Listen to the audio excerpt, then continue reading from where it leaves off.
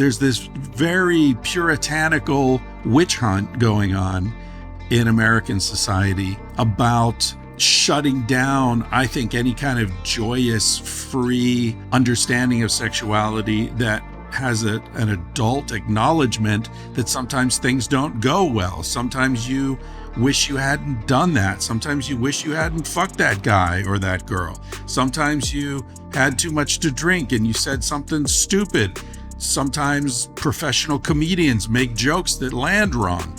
It feels like in America, the culture is in this weird frenzy of wanting to blame and be offended, and that's not sexy.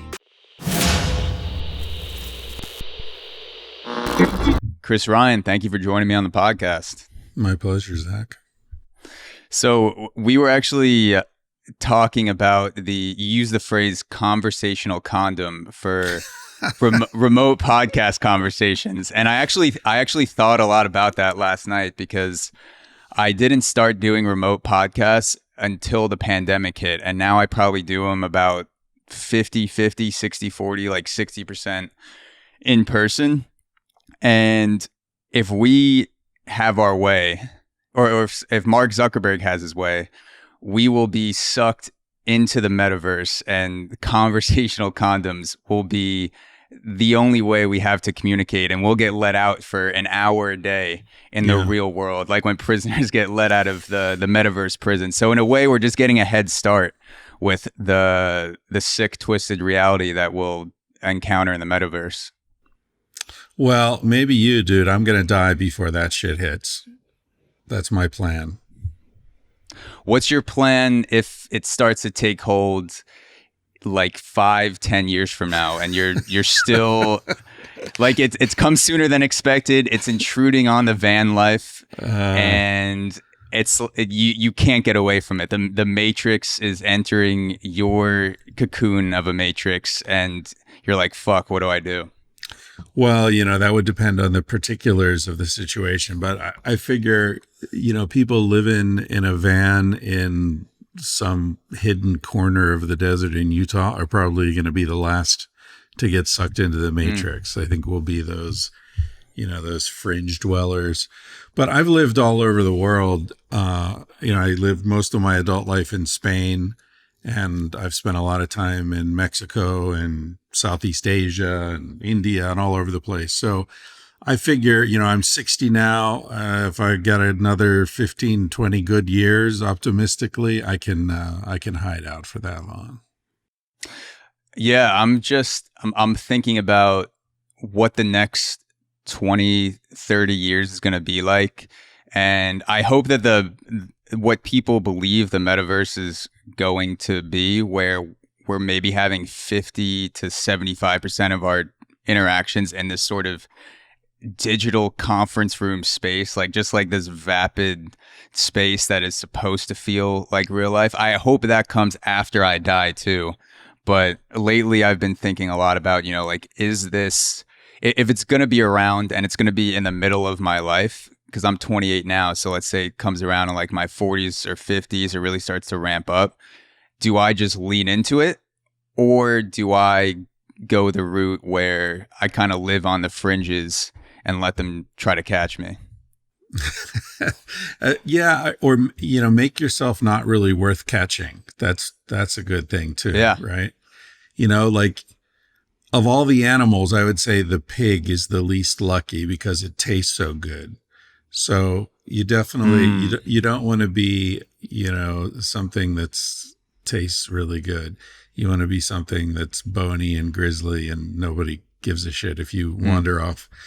But, on a serious level, that is an interesting question. People ask me that a lot when we're talking about my last book, Civilized to Death, and they want to know, like, so, okay, we can't all just go back and be hunter-gatherers. So, what should we do? Should we try to flee civilization, or can we make some sort of compromises? And, I do think that there are things that you can take. For example, what you and I are doing right now, that's pretty cool that, you can be sitting wherever you are, and I can be in Tbilisi, Georgia, and we can have this conversation. So I don't want to come across as a total Luddite hater of all technology, but I do think that we need to be very careful about promises of progress and, the sort of the propaganda that comes with all these so-called advances, and be very aware of what's being taken away. But I think that with wisdom and, caution, I think we can pick and choose. We can take advantage of certain aspects of advancing technology without getting sucked into the whole sort of vortex of nonsense. Yeah, I think it's the binary aspect from which people talk about it that scares me the most, especially the technocrats at the top that talk about like it's either the real world and we rot here and the planet continues to decline, or we can create this sort of alternate metaverse reality that we can make whatever we want. And podcasting is really a cool parallel to think about that, because that's what podcasters do now. They either film and record in person, or they film and record remotely. And neither one is where I want to spend the rest of my podcasting career. Like I love what remote allows me to do, to see someone on a screen, and I could be on the other side of the world. You're in Georgia, I'm in New York. We have this connection that I would say is probably about like 70 to 80% of the magic that would happen in person, but still it's better than nothing. Yeah. And then when I have the in-person conversations, then I'm reminded like, oh, this is the in-person energy. This is why I will never go exclusively remote, even if I'm living, quote unquote off the grid. I'd rather have half my guests just talk to them wherever I am, kind of get a feel, do that back and forth. Like when someone says something and you interject in between, that kind of buffering garble on remote podcasts is all like the in-person energetic magic that you lose. But neither one is where I want to be forever. But the way that some people talk about the metaverse, it's like this is the option, which is fine, but I don't think I think it's just like pushed too hard right now. Like this is the way. Yeah, well, it's kind of like condoms, right? I mean, to return to the origin, there's definitely a time and a place for a condom. And then when you're back to bareback, I guess, then you're like, oh man, I forgot how good this is. But I mean, there's a judicious use of them. You say you don't want to be in either. Why wouldn't you want to just be purely in person if that were possible? So the way that I think about guests, which may be a flaw in my thinking, but I think about the person first and then the location secondarily. So if I find someone that I'm interested in, if they're in New York, I've probably seen it in their bio, or maybe I've read about them, heard about them, been to an event. Right. And so I'll reach out to them, even in the tri-state area, like just go meet up, a couple hours drive with some equipment.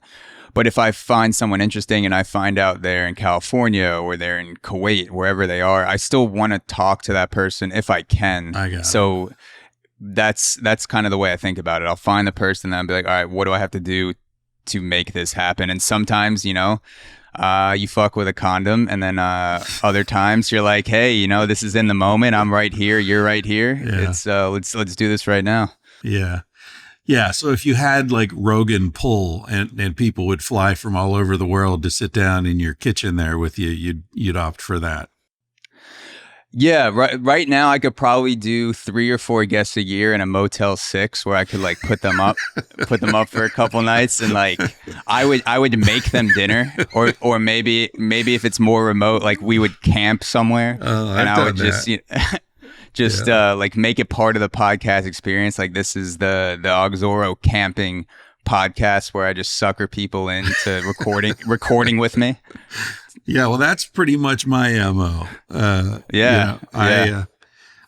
also, but my approach is different. Like I'm less interested in pursuing particular guests, and I'm more interested in sort of stumbling upon them. That's what I really like. I like just meeting people through daily life, and they happen to mention that, they used to be married to a Saudi prince, or that they were in a Turkish prison for a few weeks. And then I'm like, what? Really? You want to talk about that? You free tomorrow? Would you be willing?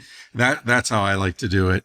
And, I have had famous people on the podcast, of course, and that's always good for pumping up the numbers. And a lot of interesting people are somewhat famous. So I don't mean to poo-poo that too much, but, I like for me, podcasting is like hitchhiking. I like just that sense of discovery. And when the conversation goes off the rails, that's when I really, feel like something's being accomplished here.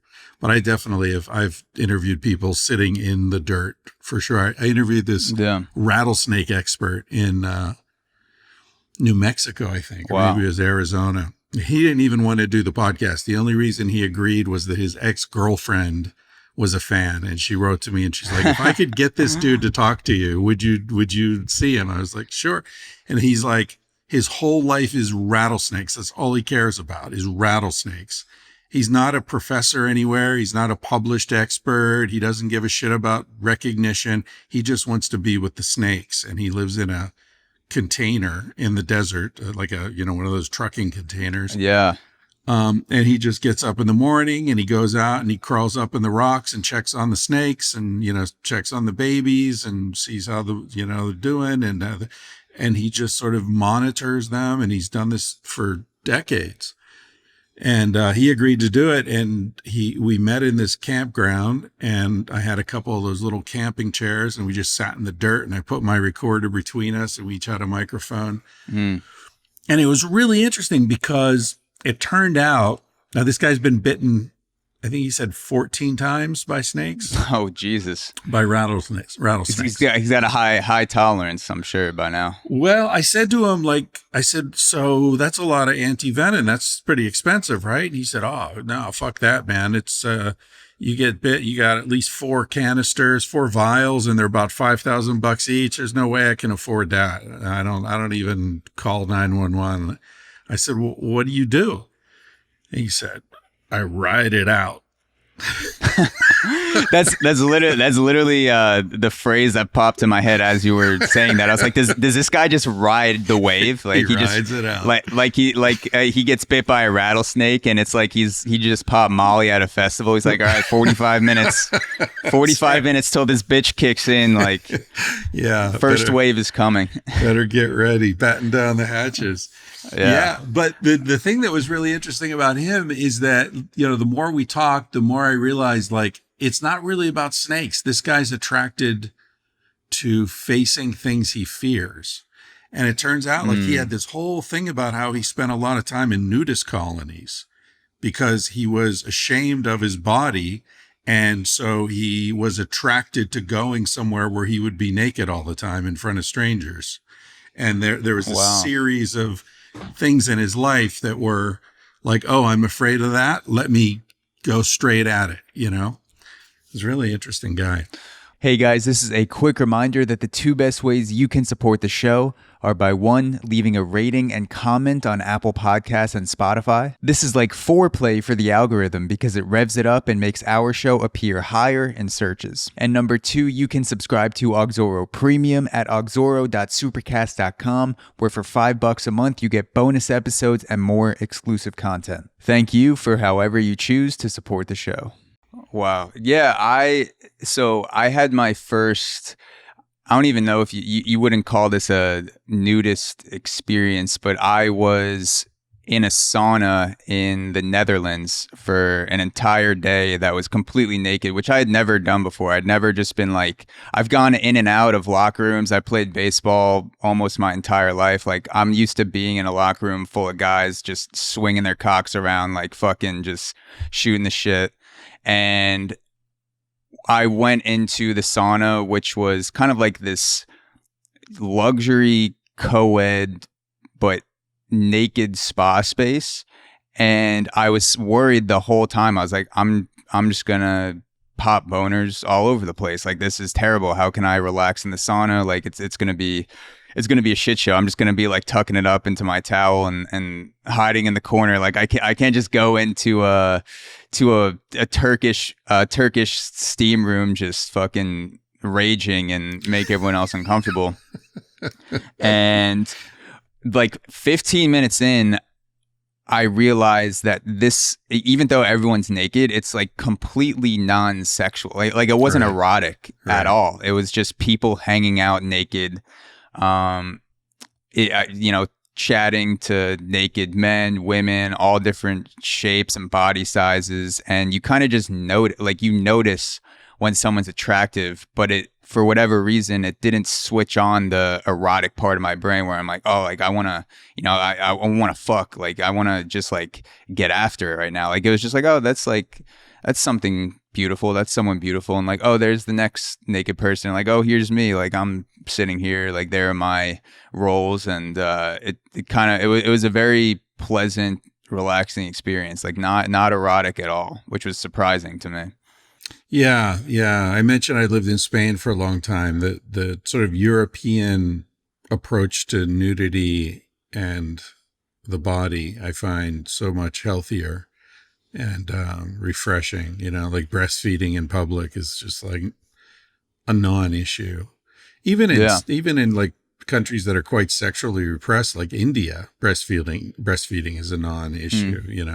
It's really a strange American phobia that we have around the body. It's sad. Last time I was in a sauna naked in Holland, I was with Wim Hof. So that was a non-erotic situation for both of us. Yeah.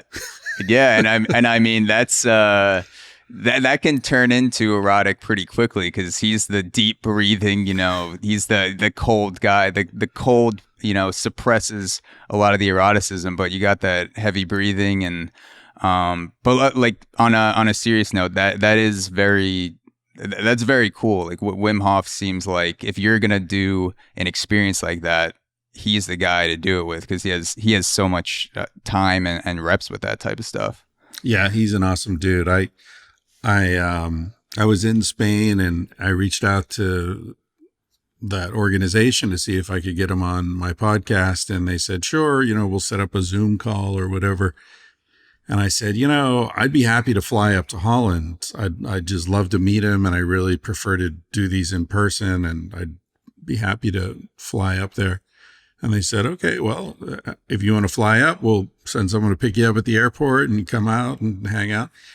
And I'm so glad I did because, Wim and I did the podcast and then he's like, okay, hey, you want to get in the barrel? And I was like, all right, let's get in the barrel, man. And I saw all these people like filling it with ice while we were talking. And then we went and we got in the ice barrel and then we got in the sauna and then back in the ice barrel and back in the sauna. And, we became buddies and I got to hang out with his son and his daughter and we've become friends and I've hung out all over the world in the years since then. That's probably 5 years ago or something.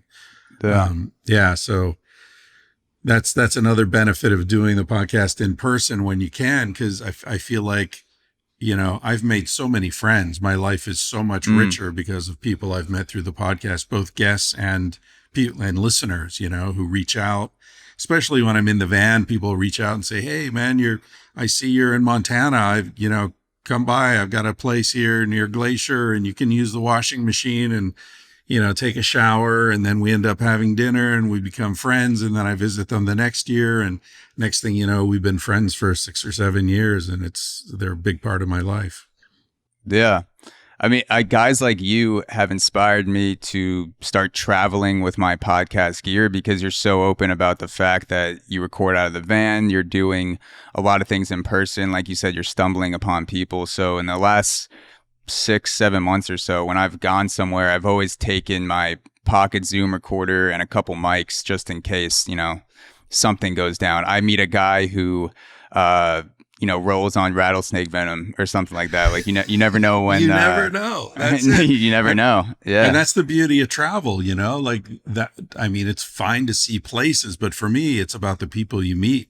When you're in some weird mountain village somewhere, and you happen to be sitting next to somebody at the cafe who's also a foreigner, they're interesting because they're there, right? If they're just boring, run of the mill, worried about retirement and monkeypox, they'd be back home. They wouldn't be sitting in this cafe in the middle of nowhere. So there's this beautiful filtering mechanism to travel that I love. I think it's not as intense now as it used to be in the 80s before, there was internet and you could text with your mom from, Tibet. But it's still there to some extent. And the technology is great. Like this, I showed you my mic. That's what you use. This has 8 gigabytes of memory in it as well. So you don't even need the Zoom anymore. I've gone through 3 or 4 Zooms. They're great, but you don't even need that. You just get a few of these and you're set. Oh yeah. For audio files, 8 gigabytes is like 3 years of podcast right there. Yeah. Yeah. So I have a plan for about the next hour or so, and we'll see how it goes. So I wanted to get into sex at dawn, but before we get into that, I have Civilized to Death right here. And I just wanted to mention to people, you had already mentioned the book. I'm going through it right now. It's an exciting read, like very eye-opening in a lot of ways. And I encourage people to go grab Chris's book because this is the latest one. And then you also have Sex at Dawn, which you published back in 2010, I believe. Yeah. Was it 2010? Yeah. And so I went through the audiobook for Sex at Dawn. So that was my plan, to kind of get into Sex at Dawn, and then at the end kind of give a little teaser for Civilized to Death, and then we'll see if we end up doing a round 2, we can just pick up where we left off. Sure. So to set the stage for Sex at Dawn, is monogamy natural? And what do we know about the ways that early humans fucked? Well, first of all, we need to define monogamy, right? There's sexual monogamy and there's social monogamy. So when biologists talk about monogamous species, often they're talking about birds. What they're referring to is social monogamy. So that's when there's a male and a female that cooperate and raise a brood of chicks together. Now, a lot of the confusion around this came because when biologists are observing these birds, they see the same male, the same female every day, every night with these chicks. They say, okay, that's a monogamous couple raising these chicks together. But in the 70s, when DNA testing started to become affordable, and they went to the nest and they took some of the feathers that had fallen off the chicks and some of the feathers from the purported father and purported mother, what they found was that the DNA corresponded with the mother, but often did not correspond with this male that's helping raise them. So then they started to figure out, okay, this male didn't actually impregnate that female, but socially, this male is taking care of these chicks and raising these chicks. So he's not a biological father, but he's a social or, institutional, structural father or whatever. So that's when the distinction between sexual monogamy and social monogamy started to really get fleshed out a little bit.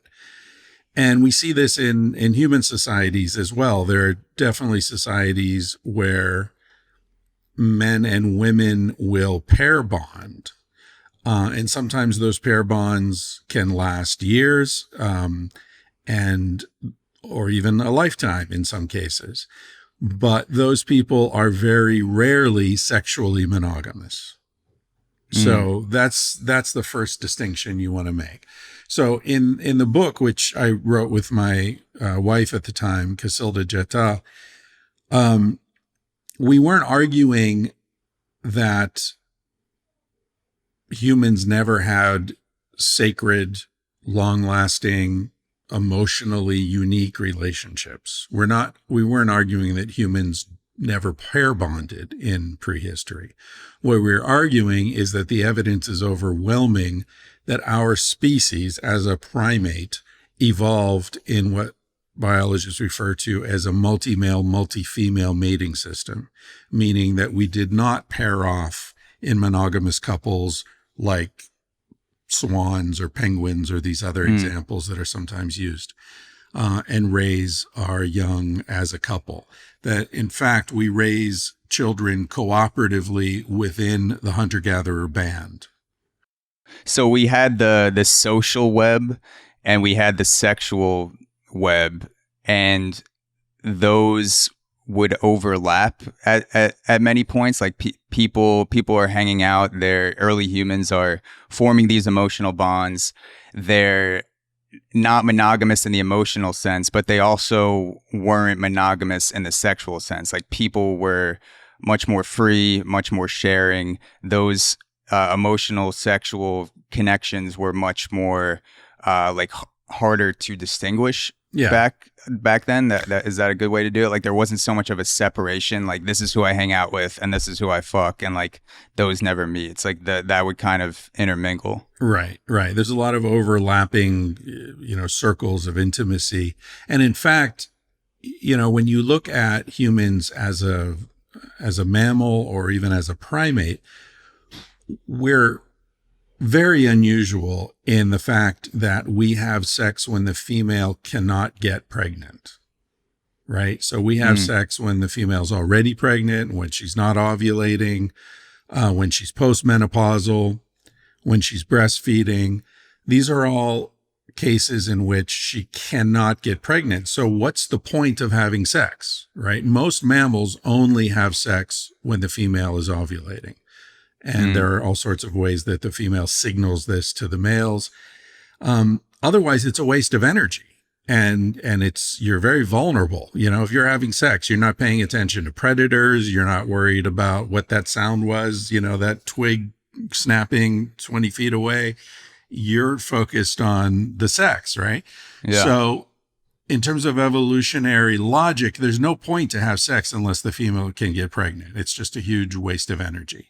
It turns out that the only mammals that have sex for non-recreative or non-reproductive purposes are humans, bonobos, and chimpanzees, which are our two most closely related primates, and dolphins.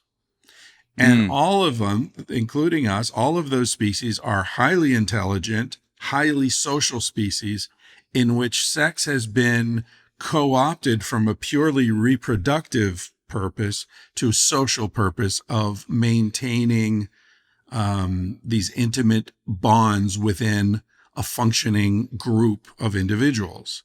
So in humans, it's hunter-gatherer bands. And dolphins, it's a pod, and chimps and bonobos, they're, these bands of individuals.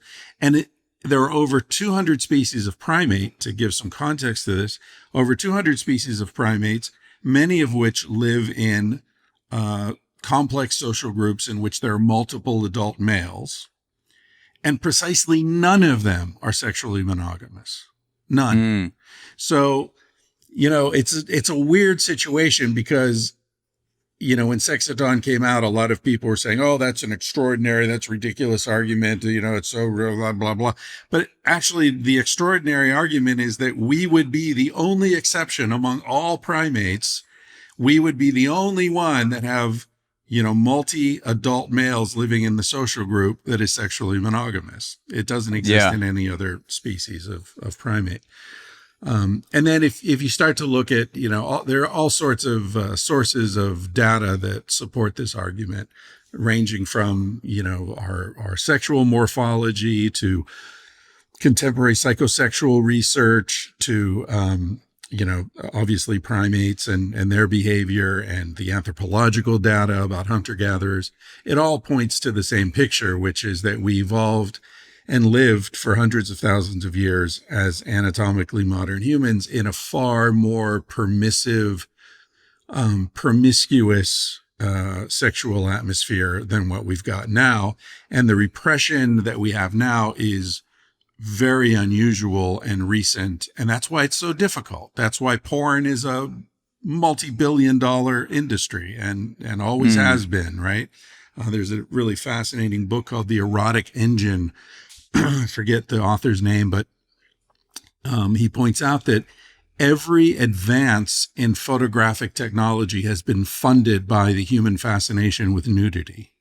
So the earliest photographs are all pictures of naked women.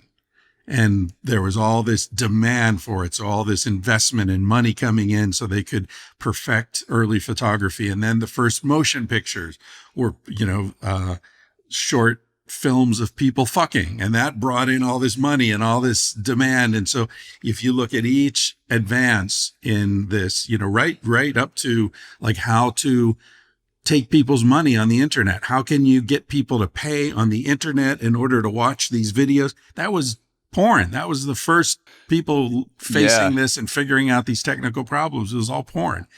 I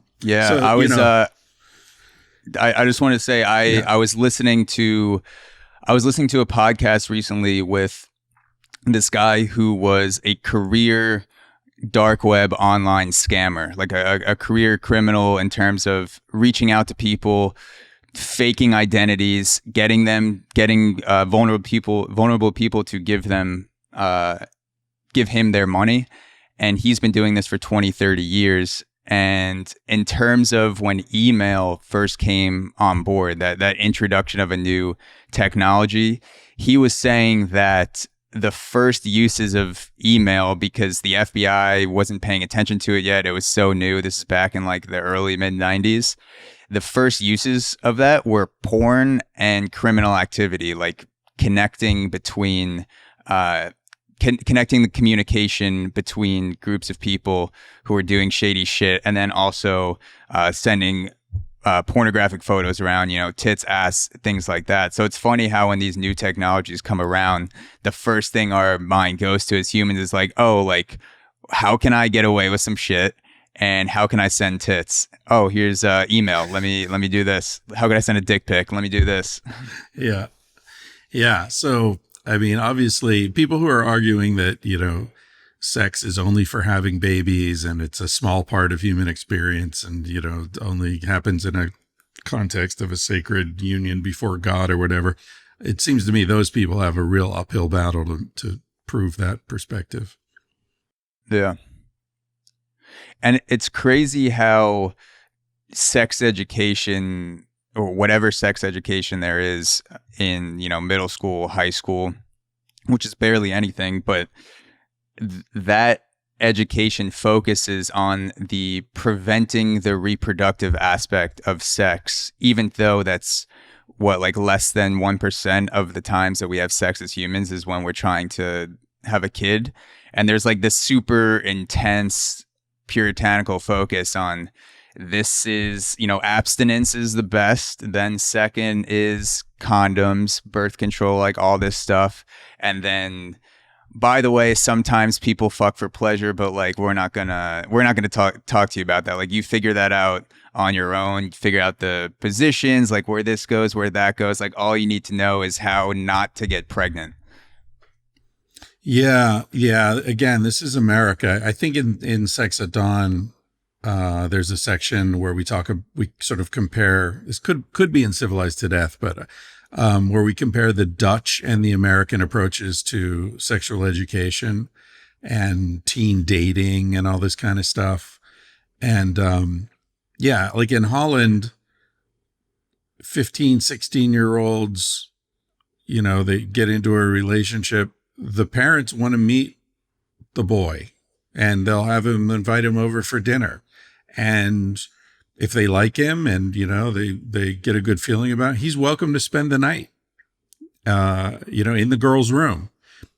And they'll talk to them about birth control. It's very, like everything in Dutch culture, it's harm reduction, right? It's not denial. It's like, okay, they're going to fuck, right? 16-year-old, 15-year-old, whatever. If they want to, we can't stop them. So let's help them. Yeah, it's like you shake the dad's hand, the boyfriend says hello, and the dad says, I know you're going to fuck my daughter. Just have be safe. Hello. And then you go off and you just fucking do whatever. It's like no tension around it, it seems like, from what I've heard. You know you're going to have breakfast with them, so you better be a gentleman.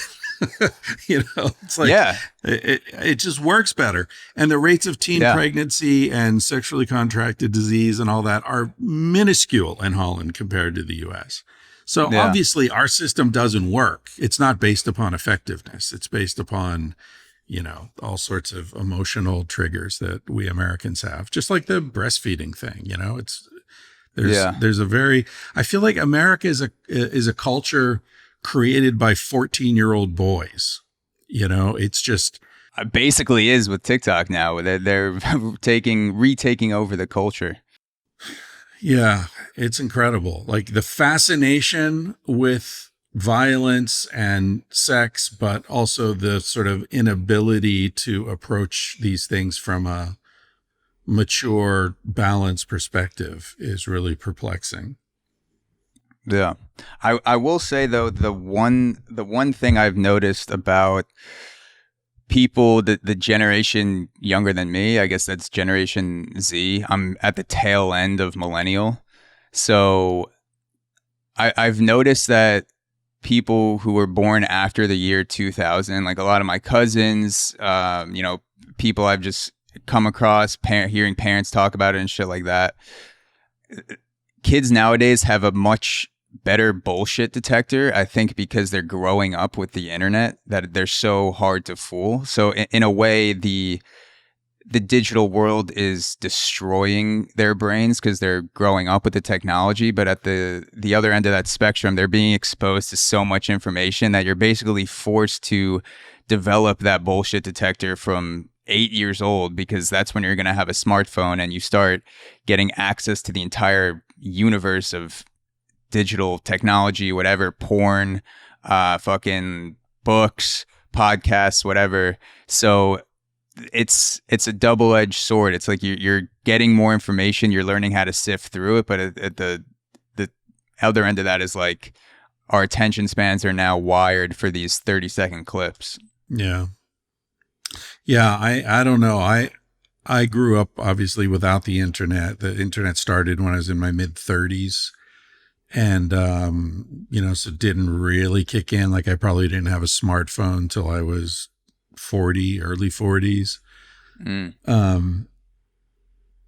So it's really hard for me to imagine what it's like to grow up in this environment technologically.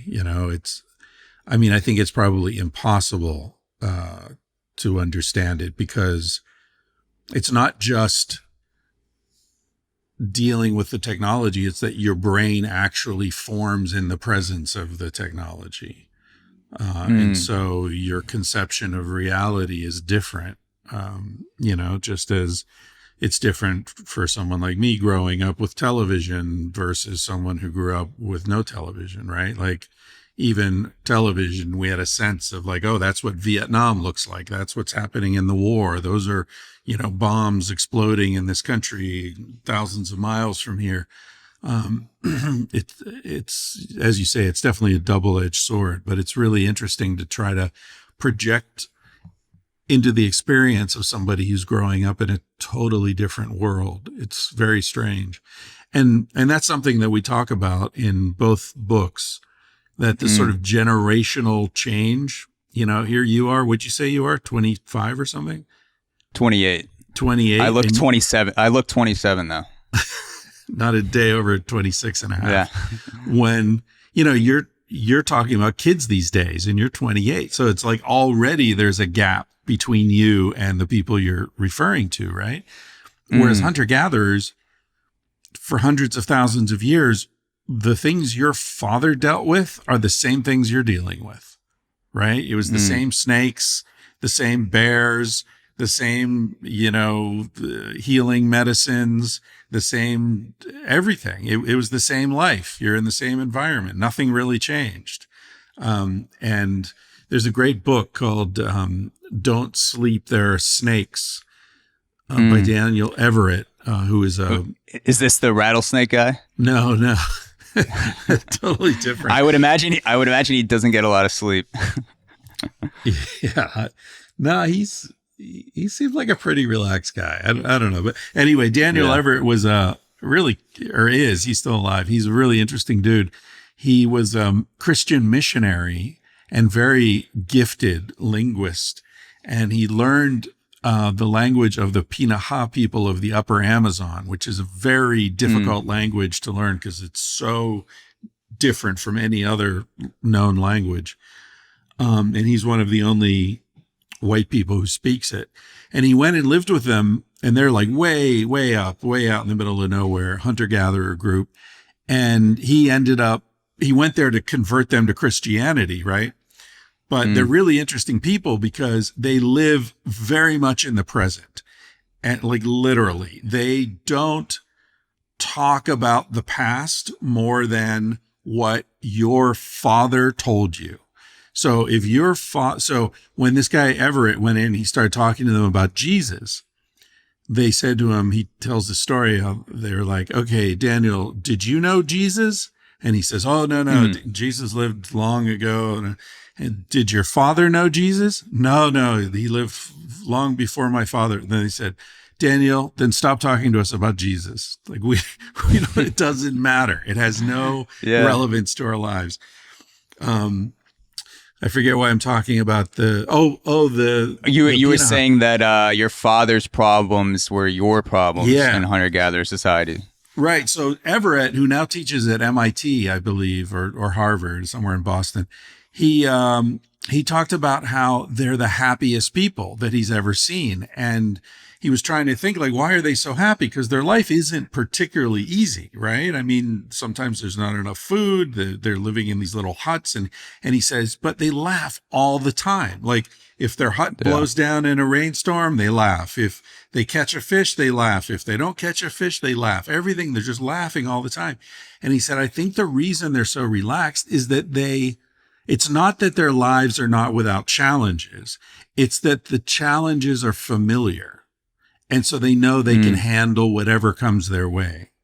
Whereas in our lives, the challenges are unfamiliar. They're always new. Everything's new. I can't use my fucking phone because Android updated the software and I can't take it apart and fix it.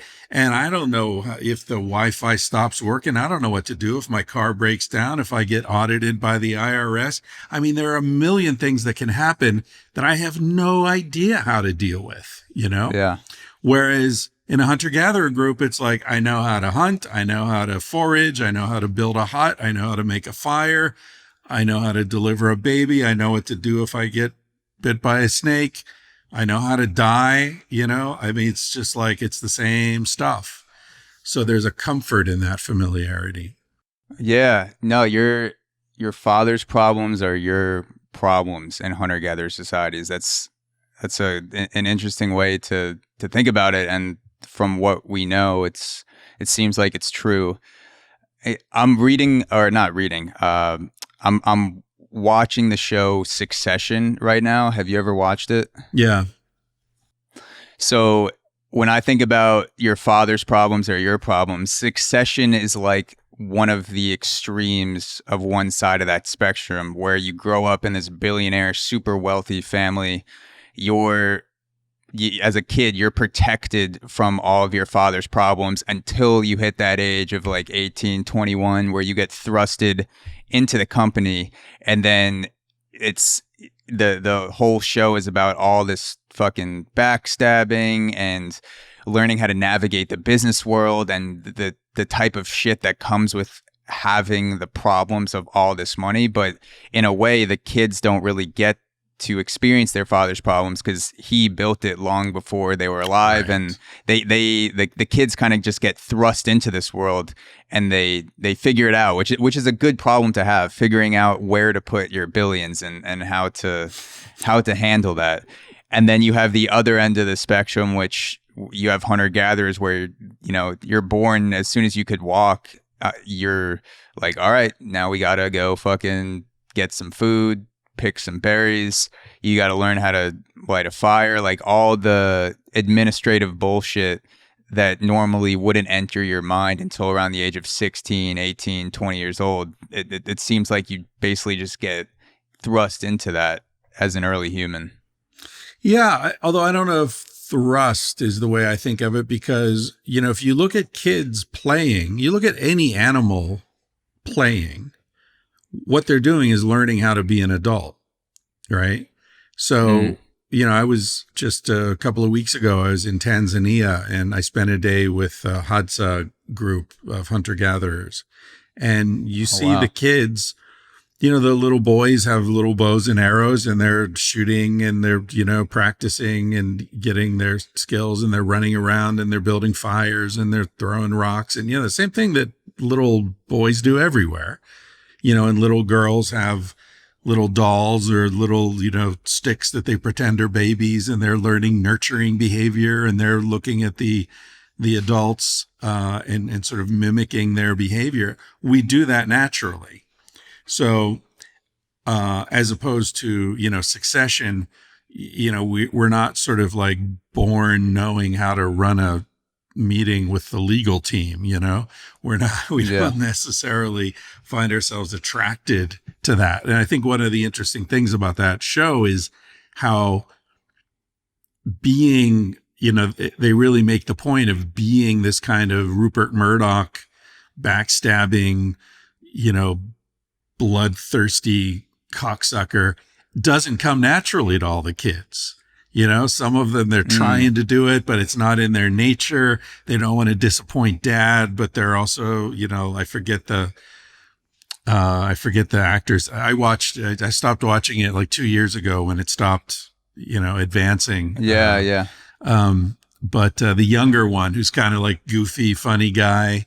Roman. Yeah. I mean, it's really funny to see how he's just so ill-suited for it. He's just too nice a guy. He's too quirky and funny, and he's never, you know, none of them are really well-suited for it.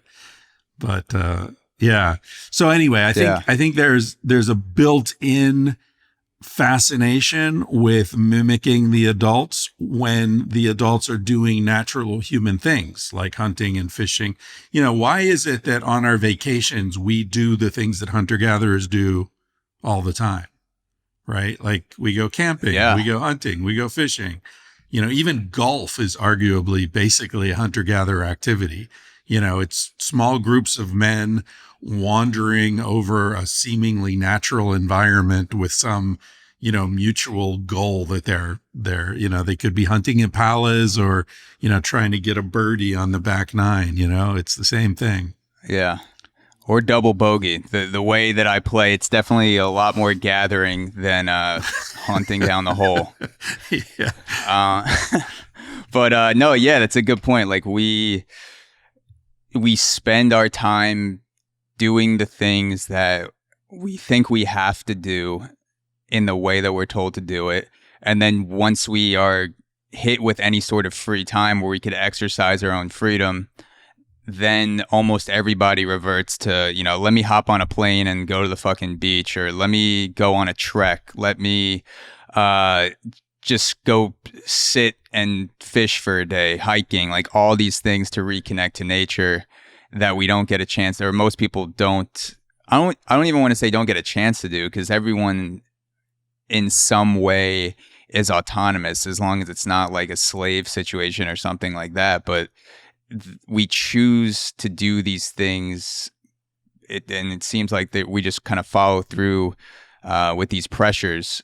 And then when the pressure gets let off, then you see how our mind really gravitates and how our body really gravitates. Like we get pulled back towards the nature. Yeah. Yeah. I mean, I think it's pretty obvious that that's the sort of default setting of our minds and our bodies. There's all sorts of research about, you know, I think in Japan it's called nature bathing, you know, like, but years ago, I remember reading research, the people in hospitals who were controlled for factors like age and diagnosis and all this stuff. what they found was that people in hospitals who had a view of trees outside the window healed at a significantly faster rate than people who didn't have trees outside the window, who just had like another building or something. So I mean, it's just everywhere that, you know, the idea that we're not animals and that we don't resonate with the environment in which we evolved is absurd. And yet, if you really pay attention, you start to see that that's the premise underlying so many ideas about humans, you know, that we're machines that can be fixed and tuned up and have our parts replaced and all that. And that's just not the case. Yeah. Yeah. And speaking of being connected to nature, or at least using the nature, one of your main arguments in the book is that in Sex at Dawn is that the agricultural revolution was this tipping point where humans started to settle down in the same place. We became more possessive. We were more free and sharing everything as hunter-gatherers. And then sex was an extension of that. And then we became much more monogamous once the agricultural revolution came around. And my kind of like the things that were popping into my head while I'm reading this is like, yes, the agricultural revolution, it does seem like once people's roles are more solidified into this power dynamic, monogamy makes sense. Like you start to exchange things like sex for things like shelter, food, things like that. Like it's much more of a power balance and resource kind of battle. But also when you're in the same place for a long period of time and you're safe, to me, that's when I feel the most creative. And like also like when you're not afraid for your life, when you're not worried about survival, other things start to pop in your head. So one part of me thinks like, wouldn't I just be sitting around all day, like thinking about sex and threesomes and like, how could I, you know, fuck the other dude's wife and like engage in kind of be creative with my sex life? Like, was there any of that with the agricultural revolution? Like, yes, there seems to be monogamy as a result of that, but also once people can be in the same place for a long period of time, it seems like that would be rife for sexual, just like debauchery. Well, okay, let's look at your fantasy here in some detail. Yeah. Yes, and I want to be clear. I have zero research to back this up. This is just when I'm underlining something and I write something in the fold of the book, I'm like, oh, that's not based on anything, but I'll just say it. Why not? Why not? Yeah. You know, I think it kind of might work the opposite way, because what happened with the advent of agriculture, you know, you said that agriculture brought about monogamy, but it's important to note that it only really brought about female monogamy, not male monogamy. And until very recently, monogamy only referred to a married woman not having sex with anyone other than her husband. It had no reference to what the husband did. The husband could be having sex with the slaves and the concubines and the prostitutes. And as long as his wife is only having sex with him, he's in a monogamous marriage, according to that definition. So the reason that females became subjected to sexual monogamy with agriculture is twofold. First of all, they lost their status relative to men. In hunter-gatherer groups, women are at least on an equal footing with men in terms of autonomy and decision-making power and so on. This is partly because women bring in more of the food that hunter-gatherers eat than men do. So no man's going to tell you what to do if you're feeding him, basically. And secondly, women knew how to do what needed to be done. They know how to build shelters. They know how to find food. They know how to build fires. Men are helpful, but not essential. And no one controlled access to the necessities of life, right? So the way things are set up now, if you get fired or you don't have access to money, suddenly you're out of your apartment, you don't have any food, you can't pay for your car, your whole life's fucked. But in hunter-gatherers, food's all around, medicine is all around, shelter's all around. Like, how are you going to cut me off? There's no way.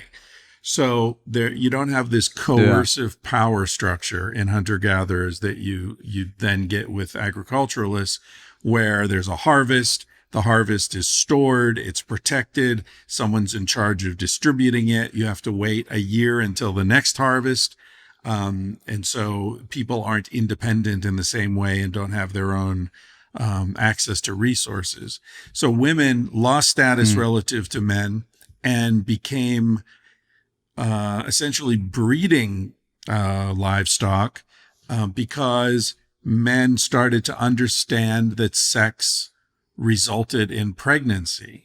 Until then, it's not clear that humans really understood. There's some controversy around this. I just was speaking to Franz de Waal, the famous primatologist, a week ago about this, and he seems to think that humans always knew that sex caused pregnancy, but my understanding of the research is very different. There are groups that thought that women got pregnant when they stepped over a smoky fire. There are all sorts of belief systems around women who could get pregnant by several men. It's called partible paternity. They believe that the fetus is literally made of accumulated semen. So women who wanted to have a child who was funny and smart and good looking and strong would have sex with the funny dude and the smart dude and the good looking dude and the strong dude to get some of each of those guys. And then when she got pregnant, when she gathered up enough semen that it turned into a fetus and she had the baby, these guys would all recognize their shared fatherhood of this child. It's quite common in the Amazon and also in Papua New Guinea. So anyway, but with the advent of agriculture, people started to see, well, that black bull was fucking that white cow, and now we've got these black and white calves. Oh, I see what's going on here, right? So once they saw that, and they've got property, right? They've got livestock, they've got land, they've got a stone shelter that they've built. The men are thinking, well, I want to leave this stuff to my son, right? And the only way I can know that's my son is to control her sexual behavior. And so that's when you get this very coercive men controlling women thing going on. So anyway, that's all just to sort of unpack this idea that monogamy does not refer to male behavior. It only refers to female behavior. Yeah, so it was one-sided after the agricultural revolution. Guys could go out, fuck whoever they wanted pretty much, and then if their wife tried to do the same thing, they would call her a witch, and that was that. Yeah. Rich guys, now, So think about, in these societies, even in Rome, something like 95% of the population of Rome were slaves. So our understanding of these ancient societies is very much seen through the eyes of historians or people alive then who were writing, who were all very, very much upper class, right? The top 1 or 2% in terms of, access to resources and so on. So most men weren't fucking anybody. Most men were slaves. So their lives were miserable. So if you're talking about, Nero or somebody, some rich Roman or ancient Greek or someone in a, Old Testament society that had slaves and concubines, they could do what they wanted. And they were expected to have multiple wives. I mean, if you look in the Old Testament, it says, thou shalt not covet thy neighbor's wife, right? That famous line. But if you read it in context, it says, nor his house, nor his sheep, nor his goats, nor his cattle. So his wife is just one of your neighbor's possessions that you're not supposed to covet. That's not about respecting the sanctity of marriage. That's about don't steal your neighbor's stuff. And you could get in a lot of trouble up to and including death for having sex with someone else's wife. It was seen as a property crime. Was female promiscuity one of the signs of being a witch? Like I can't remember what podcast I was listening to, but when the printing press was invented, apparently after the Bible being the most popular printed book, apparently it was witch hunting guides. Like that's kind of what popularized the witch, the kind of like witch hunt era, was not just people looking for witches, but also the printing press was allowing this information to be distributed widely. I can't remember if in the, when I looked it up, it included promiscuity as a signal of being a witch or not, but like it sounds like something that would be in that book. Like if she sleeps with my friend, you know, Burner, she's a witch or something like that. Yeah, there was a lot of anti-sex energy in those early, you know, witch hunting guides. And a lot of it was channeled through the concept of the succubus and the incubus, which were spirits that would come to you in your dreams and have sex with you. The succubus came to men in a female form and sort of extracted their semen in the form of a wet dream, and then would take that semen and then go and appear to a woman in her dream and impregnate her with it. And so this is a very interesting sort of narrative that explains how, you know, different women in the village are getting pregnant and the babies look like men who aren't their husbands. You know, the succubus came to me, took my sperm, then flew over to your house and, you know, put it in your wife. I had nothing to do with it, man. I mean, I was asleep. It seems completely logical. This creature in the middle of the night that didn't even take me out for drinks just sucked me off in my dreams. Exactly. Is that where the phrase "sucked off" comes from? Succubus? Like, I wouldn't be surprised if that's like a correlation. But yeah, I mean, the shit that people attributed to things like promiscuity or diseases, things like that, things that we didn't really have a well thought out explanation for of human behavior, things like that. It's wild when you look back and you look at some of the ways that we attributed that to, like the buckets that we would just drop shit in, like, yeah, that's witchcraft, like confidently just drop that in. And I probably would have done the same thing if I was alive back then, because we have the benefit of looking back, but it's pretty wild to think about. Yeah, for sure. And I mean, let's not forget, we're talking about the medieval period now. Sex was dangerous in the medieval period. A lot of women died in childbirth. Syphilis was a major issue.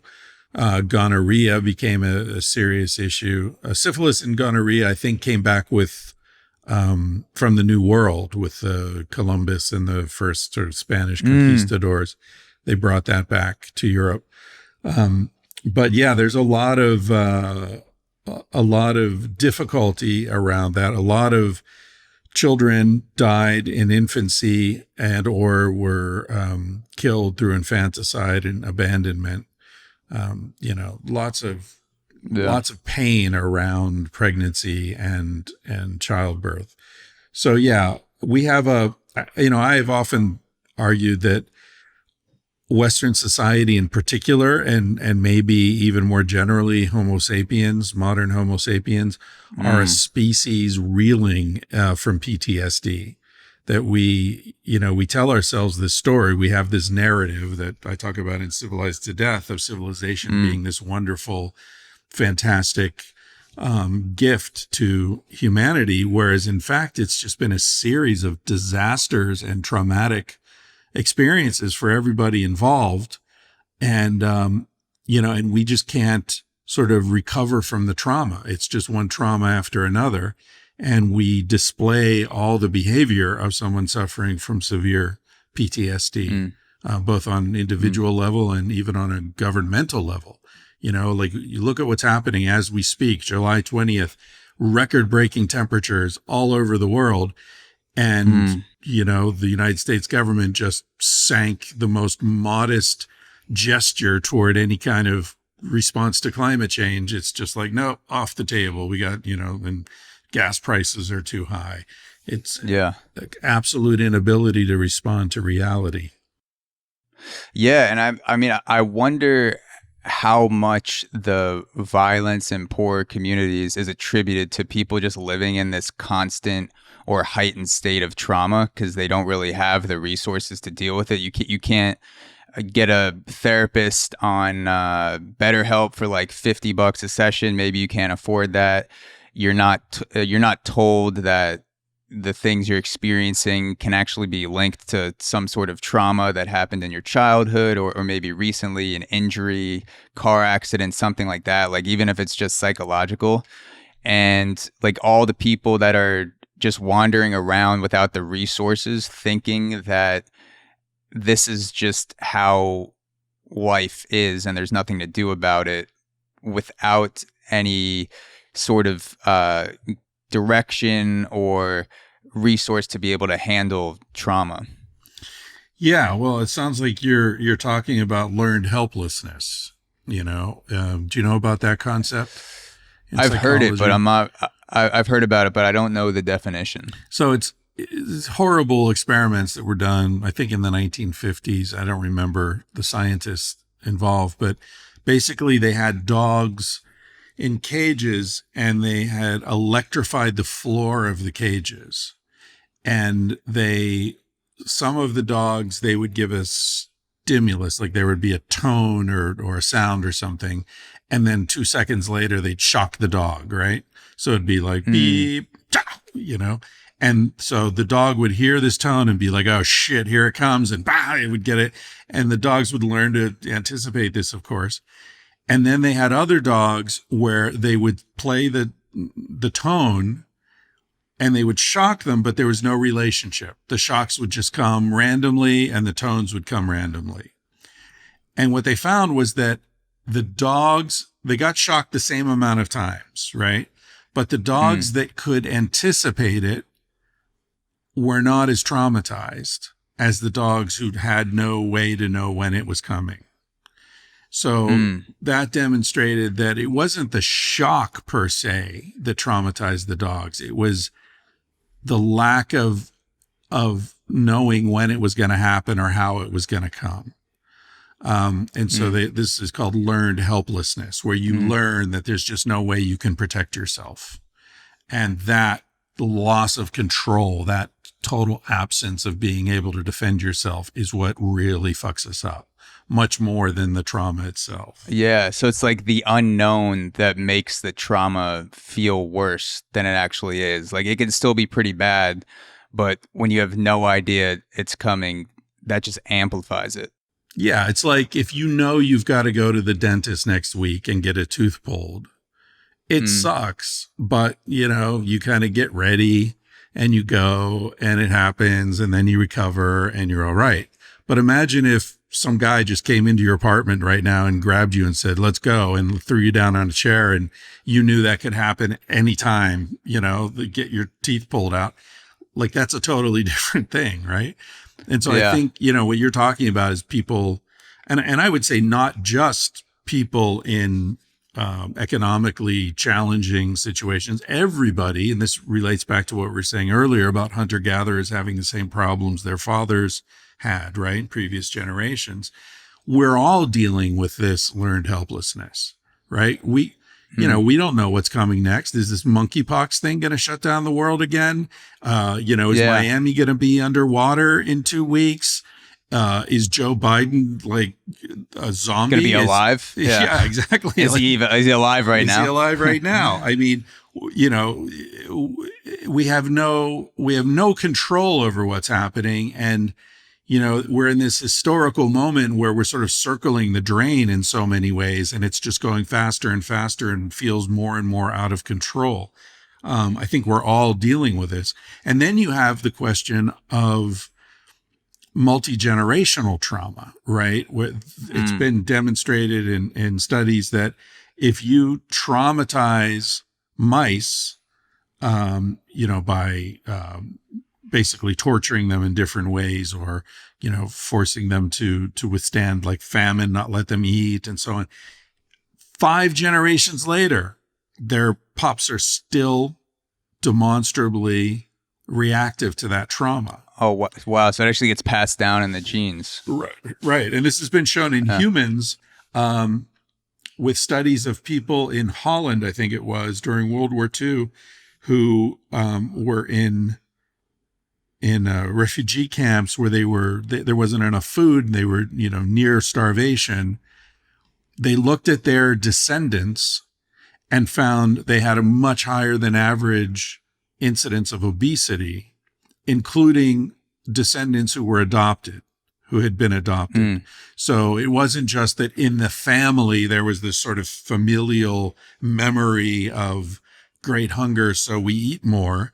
It's that the body, there are epigenetic changes in the body that respond to this, and those get passed down in the DNA to the offspring. So I mean, even if your life is calm and your parents are great to you and you didn't get, beat up when you were a kid and you always had enough and you felt safe and all that, you could still be carrying trauma from your parents or your grandparents or your great grandparents.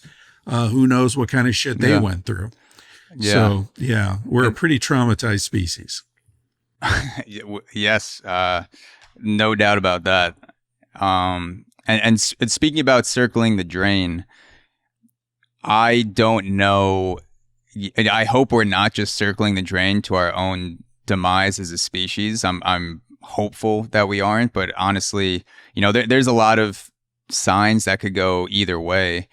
But I wanted to ask you in terms of where we're at today, sexually and relationship wise. So if you look back at what we were just talking about, what you corrected me on with the agricultural revolution being tied to this sort of one-sided monogamy where males can do whatever they want, the rich males can do whatever they want, and the females still had that subjugated pressure of being like property. Then if you have the Industrial Revolution, it seems like that revolution was tied to more of women being able to flex some power, having some more money, men go off to war, women are kind of holding it down back home, and that came with some more sexual freedom for women. And if you look at today, people say that we are in the middle of a consciousness revolution with information, artificial intelligence, the metaverse, like all that shit. Where are we today in terms of our sexual relationships? Like if you want to call it monogamy 3.0, like the shit that we're currently doing with each other, where do you think we are today, and what's your outlook for the near future? Well, yeah, it depends what you mean by we, right? If you're talking about American society, I think that's a specific situation. Let's do America first. Yeah, well, I think America's spoken like a true American. Let's do America first. Yeah, we're number one after all. Yeah, no other country has ever done anything great. Yeah, I think the United States it's such a weird country. I have a Spanish friend. I lived in Spain for 20 some years. And so when I look at the US, it's kind of like from Europe in some ways. And I had this friend, the Spanish friend, and we were talking about America one time. And he said, Chris, the best thing and the worst thing about your country is that you have no sense of the ridiculous. And I said, what do you mean by that? He's like, well, like Jimi Hendrix could only have been American. No Spanish guy would ever have thought like, well, fuck it, I'm left-handed. I'm going to string the guitar backwards, and then like, fuck it while I'm playing it and play with my tongue. Like, that's just not going to happen in Spain, right? But on the other hand, George Bush Jr. would never be president, or prime minister of Spain. Like we would just look at him and be like, that guy's a buffoon. Nobody's going to vote for him. So, there's this thing about America where the pendulum swings further. I think the pendulum swings in all cultures, but in America, it just seems to be like really swinging far.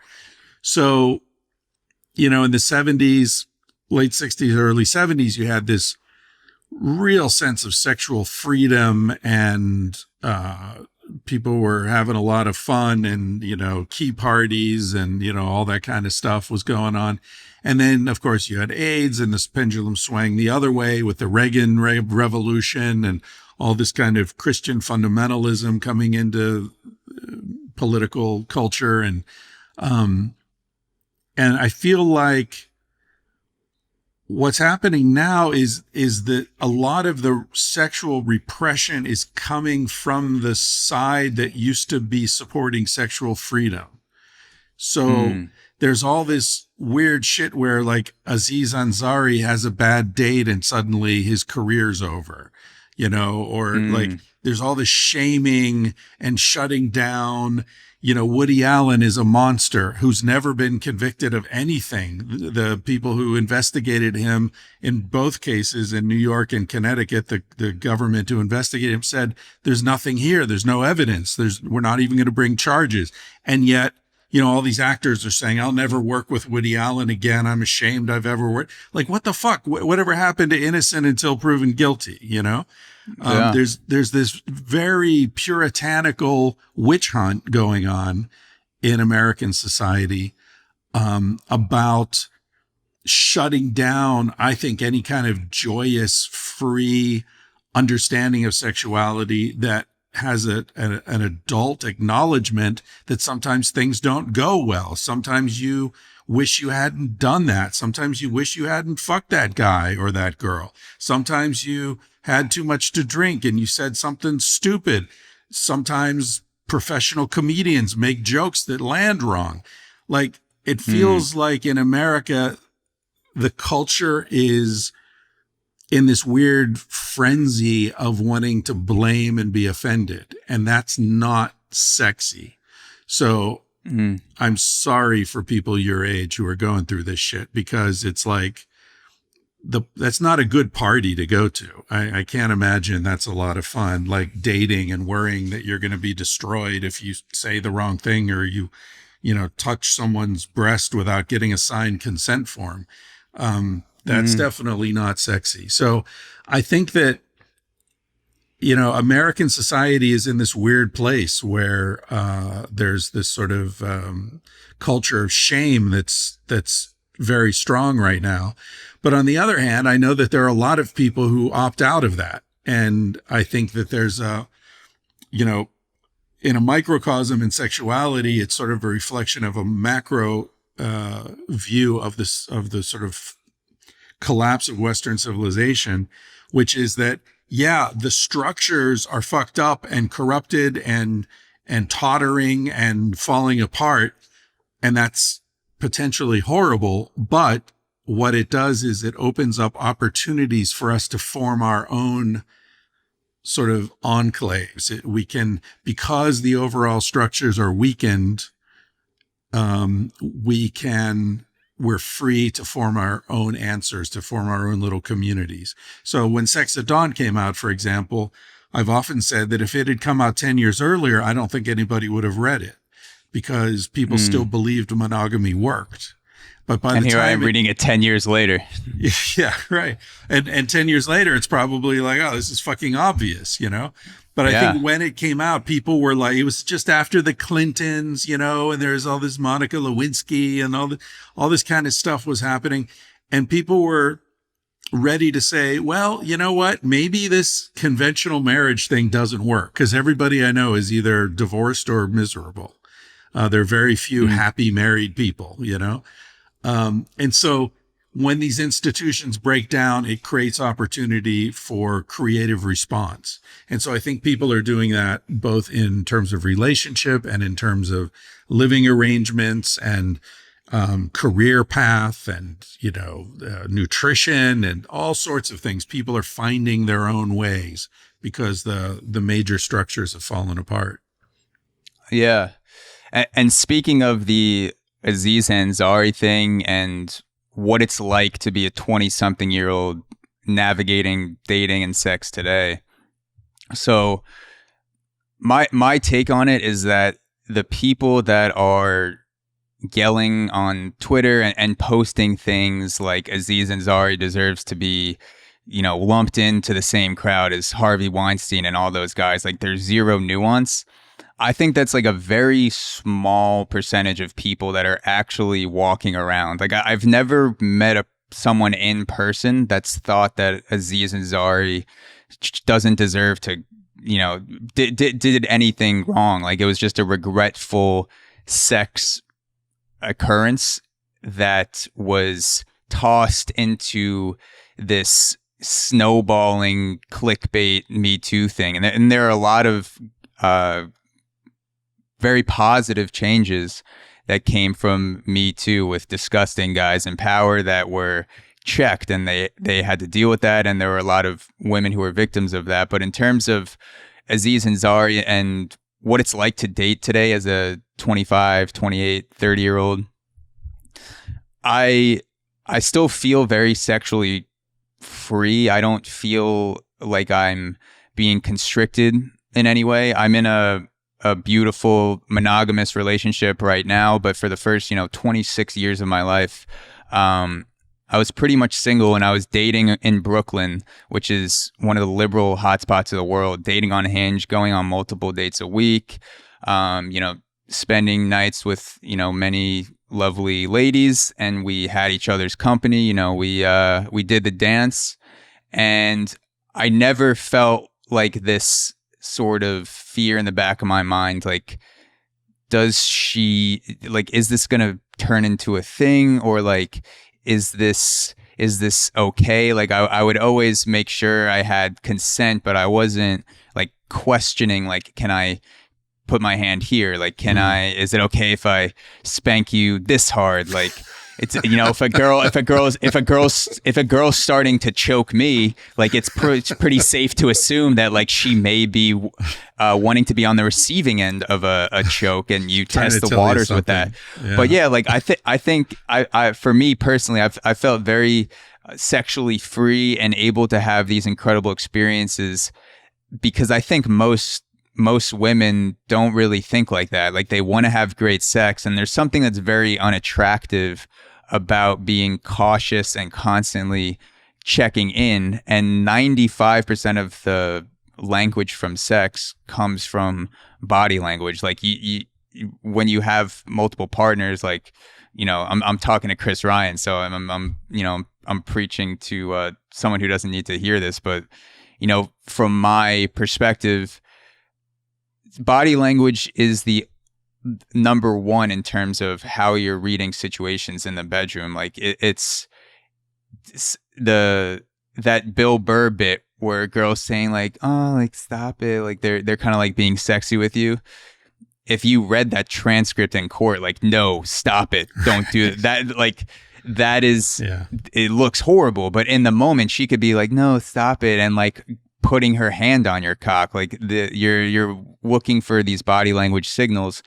And most women are willing to just go with the flow, and they'll say, I'm not into this if it comes up, or I might say, I'm not really into this. But for the most part, it's like two people going at it as humans, and like animalistic. Sometimes it's rougher, sometimes it's more sensual, but I haven't really felt constricted from the Me Too movement. Like and like those sort of accusations with Aziz Ansari, like it's been eye-opening to see what goes on in those positions of power. But at the the level of the average Joe going around and hooking up with average Josephinas, like I think everything's still pretty much like it always was. Oh, that's good to hear.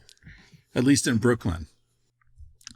Yeah, in Brooklyn. I mean, I've been to I spent my college years in Virginia, but I've only lived in New York and Virginia. I've traveled to a bunch of other places, but I can speak best to Brooklyn, New York.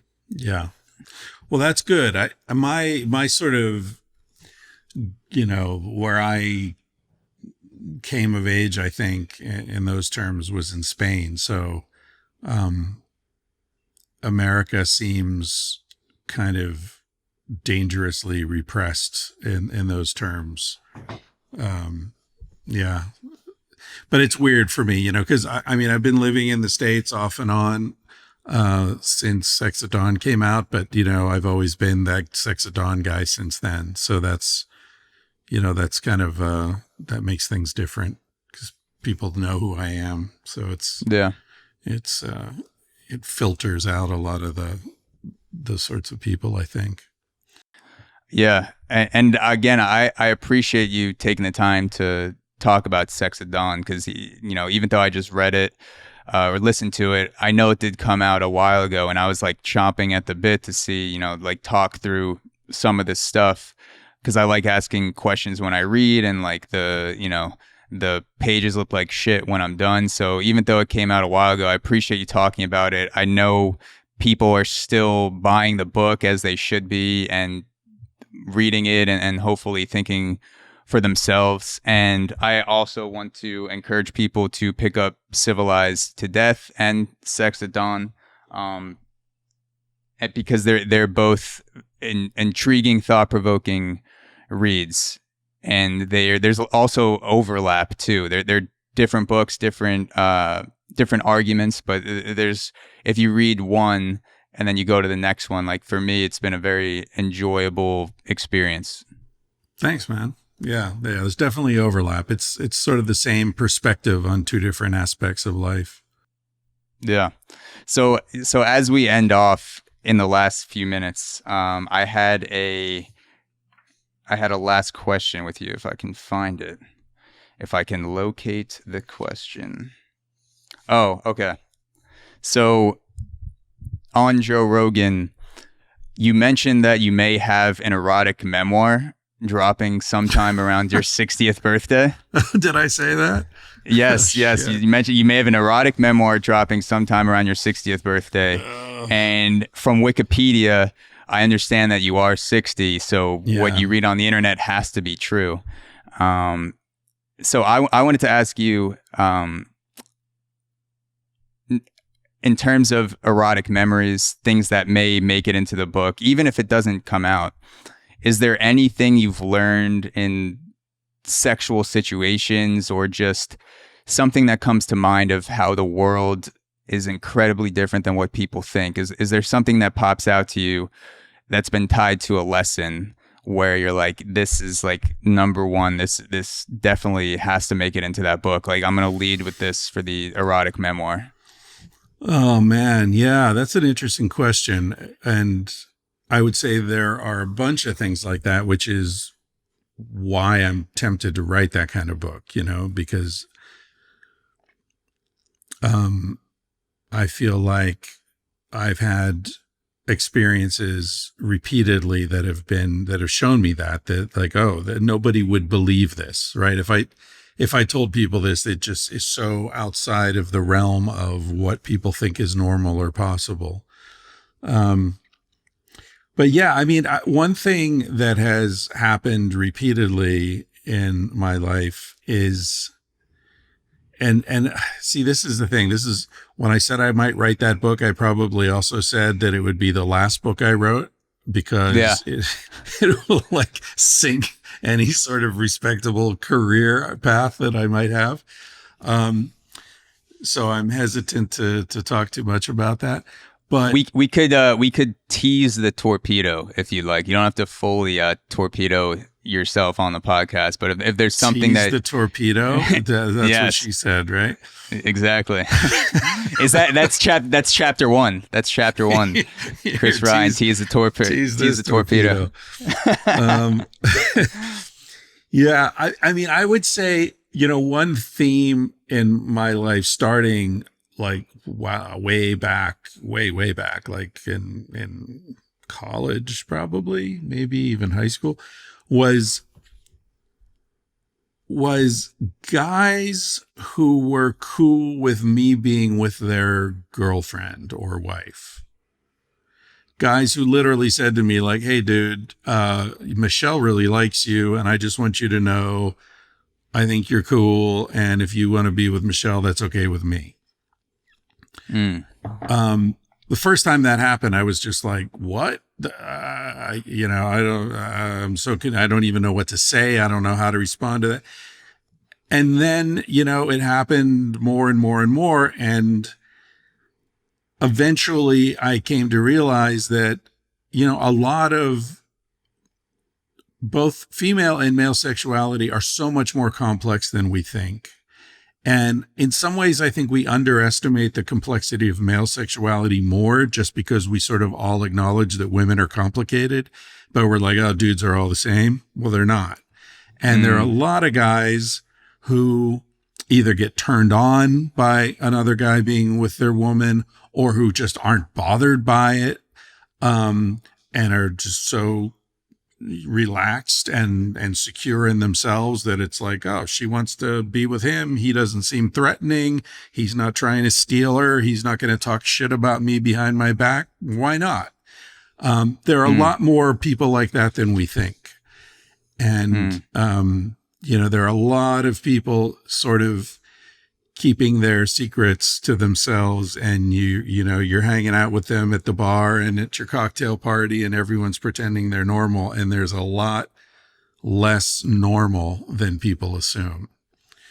And a lot of the sort of, as I said, I've had these experiences throughout my life where people sort of let me in, like, behind the scenes at what's really going on in intimate areas of their lives, which I always consider to be a huge honor when somebody shares that stuff with me, whether it's a woman or a dude or, whatever, talking about their private life. That's just so trusting. And, I feel really grateful for that.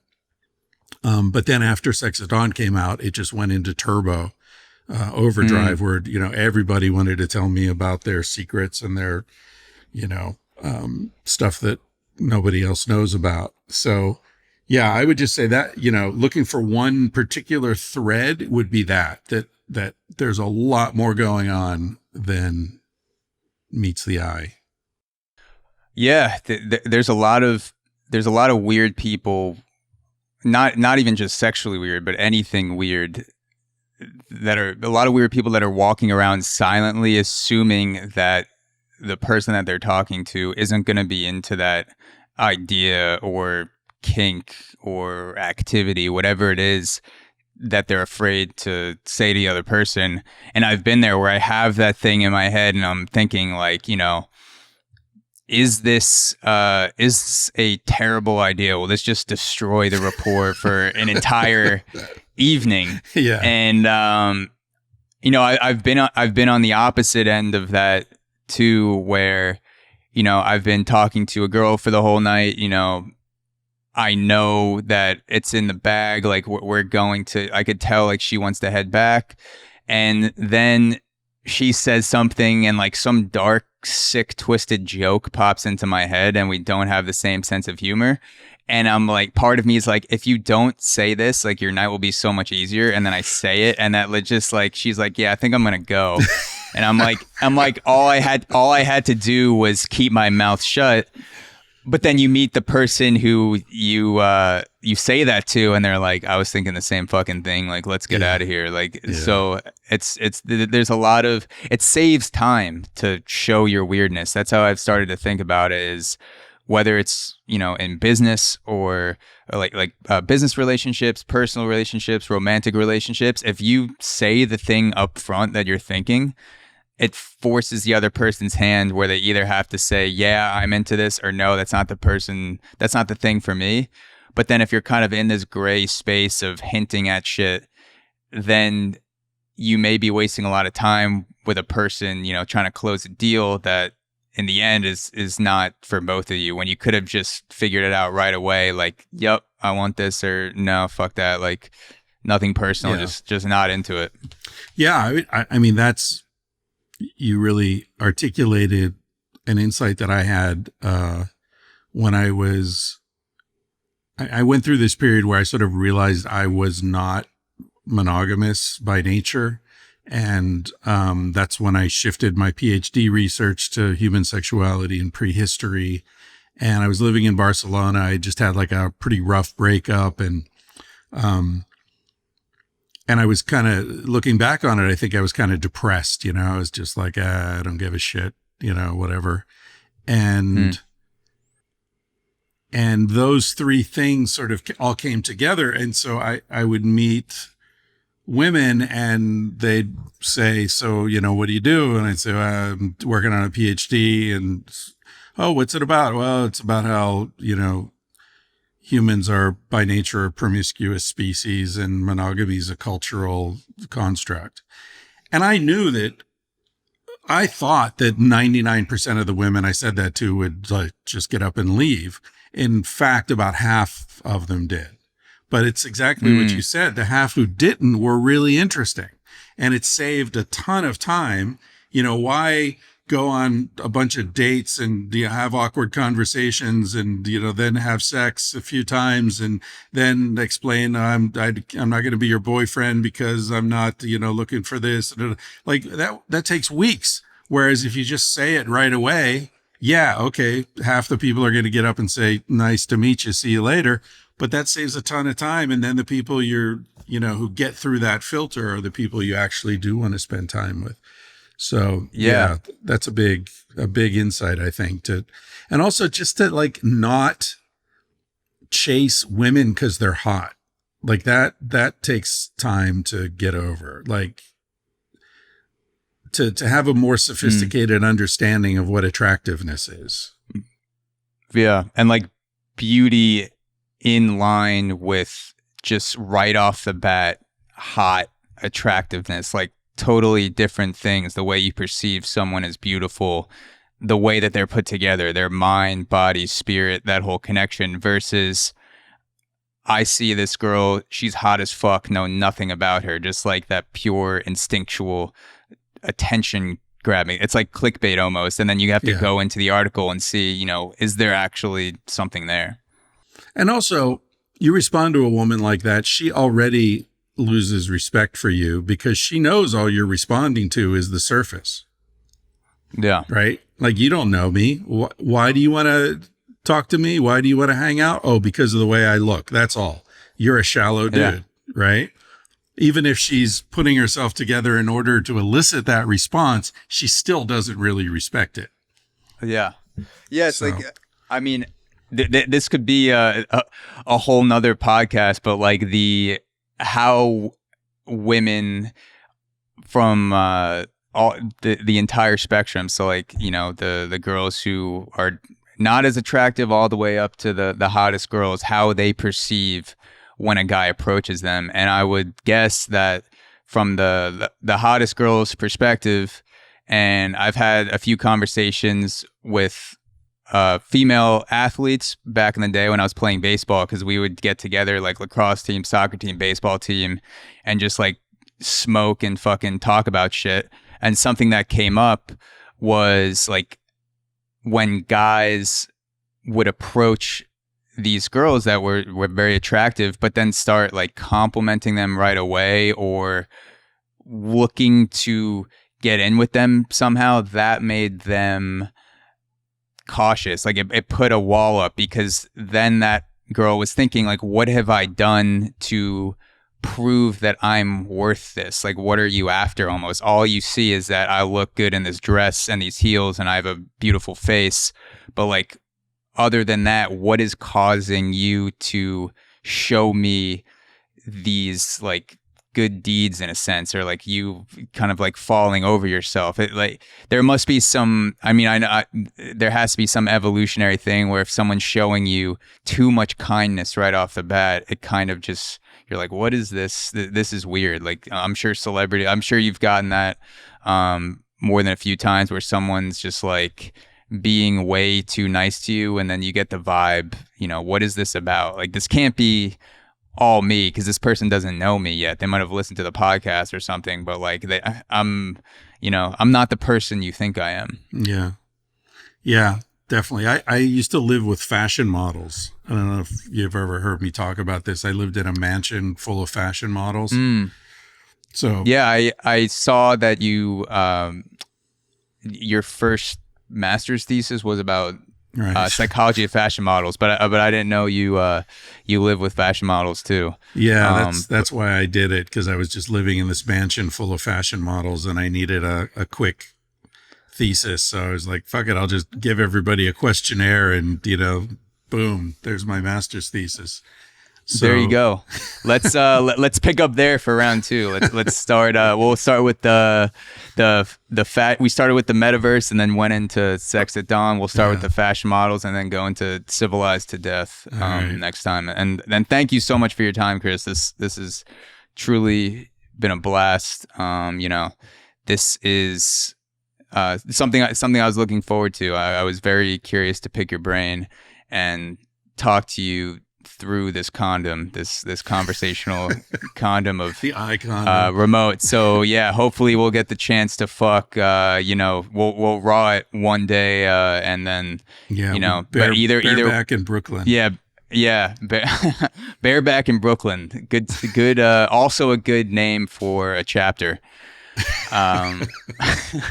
That'll be your book. Yeah, Tease the Torpedo, Bareback in Brooklyn.